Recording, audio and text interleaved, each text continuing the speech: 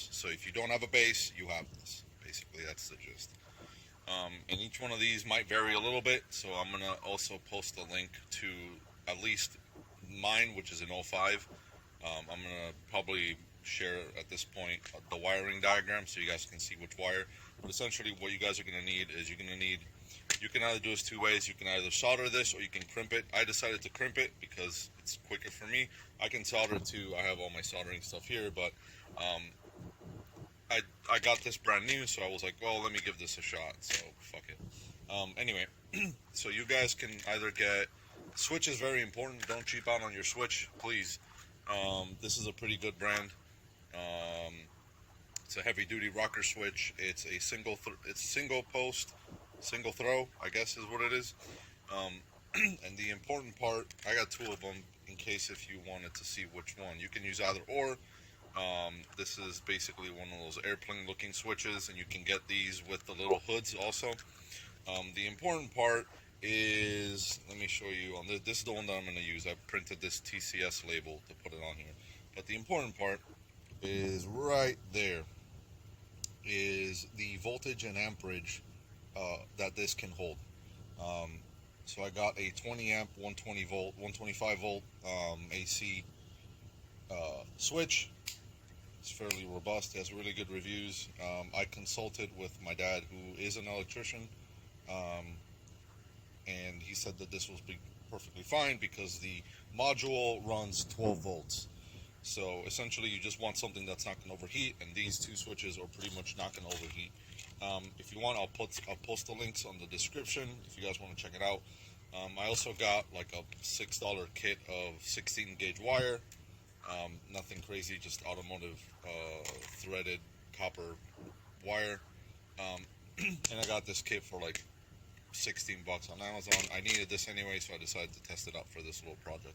So essentially I just made a little pigtail, or not a pigtail really, just two wires, two crimp connectors on this side, and then the two female ends on this side for the switch. And then I'm going to basically, first thing you got to do anyway is take out the battery, so I'm going to go ahead and do that.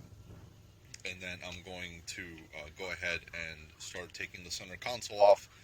Not a lot of it, you don't need to do anything crazy, but if you watch any, I'll show you on mine anyway. But yeah, this is basically what you're going to need for the wiring. So it's really nothing crazy. If you want these to be longer, like if you wanted to run this next to the, if you have a VDC switch, it's going to be on your left hand side underneath the steering wheel, like on the bottom, like if this is your steering wheel right here, it's going to be like up down here. I'll show you anyway once I get to the car. But you can probably run this one. I think this one's a little bit too big for that. So I'm not going to be running mine there. I'm going to be running mine on the center console. Or you can go the easy route, is just literally drill a hole that's yay big and just have this sucker popping up, and you can have it all ninja-like and whatnot. So yeah, this is your other option if you wish to go this route. I'm going to try going with this route to see if I can get it, because this looks a little bit more OEM. So yep, that's my goal. So let's get started. 2005, and I do have the VDC button, which is right there. There's a little hole here, but I think that my switch is a little bit too big for this guy. But you could pop this guy out and add your switch here if you want to. You just have to run a wire all the way to here, which is on the center console, which you have to take out. So to take this out, I'm pretty sure all of you guys know how to do this, but just in case, you take out your shift knob, you just turn it, and you pop this guy out like this on the bottom, and you basically remove this and put it off to the side. And then here you have one screw here and two screws. You have one screw on this side, and you have one screw on the driver's side right there, which I am currently sitting my fat ass on. So after that, I believe that's it. You basically just kind of shimmy this out of the way, and the VDC module is going to be right in there, which you probably can't see it, but it's like right there. So let's go ahead and take this apart, and then I can show you.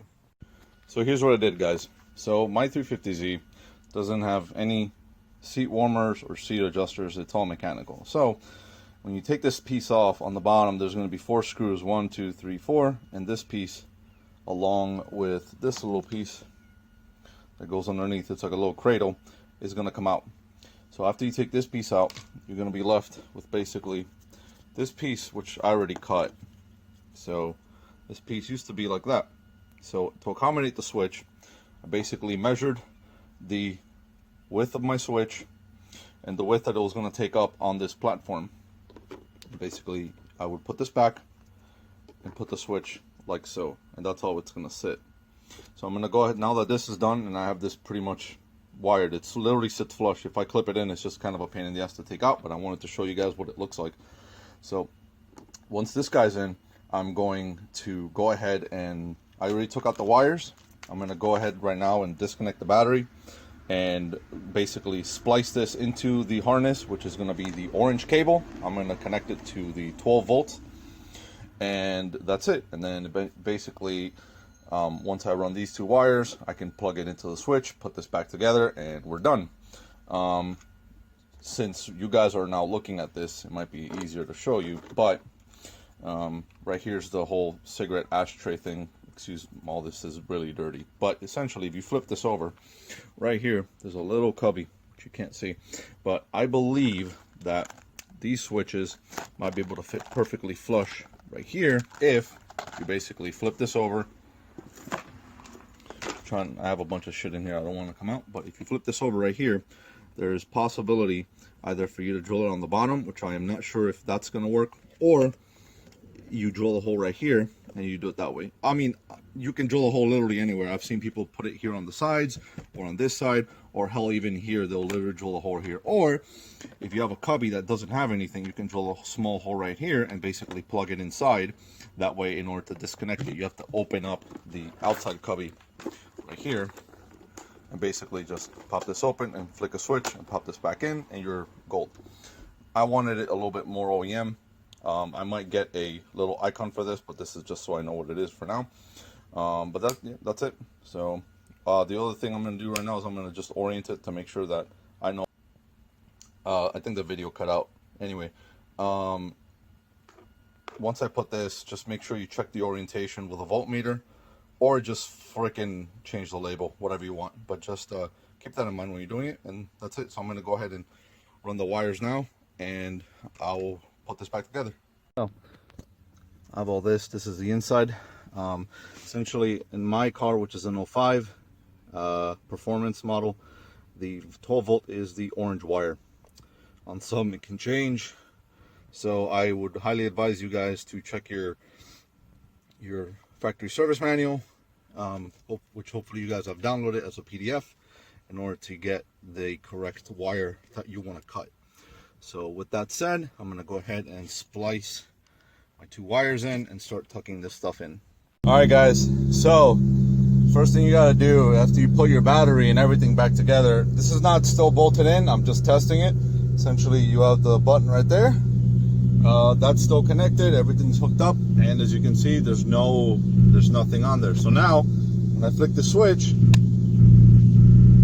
bam, there you go. Now, in order to turn to basically, like, if I flick it back, it's not going to do anything. So, like, let's say you're done for the day, you flick it back to normal, and now you have to turn off the car, and then turn it back on, and you'll see that your slip light and VDC is not on. So right now it is working. All right, guys. Yeah, that's it. Hopefully, I'm just gonna go ahead and put this back together. Just put the bolt in, obviously reverse order. So yeah, nice little switch. That's what it looks like right now. So yeah, this is for if you need to take it on the track or whatnot, you can just boop, click that off, along with your VDC over there, which if you notice, it still works. But again, this is just a soft VDC, so that's not going to do much, honestly. This will 100% kill that module, which in turn will kill off your TCS and your VDC at the same time. But yeah, again, thank you guys for watching, and I'll see you guys on the next one. Peace out.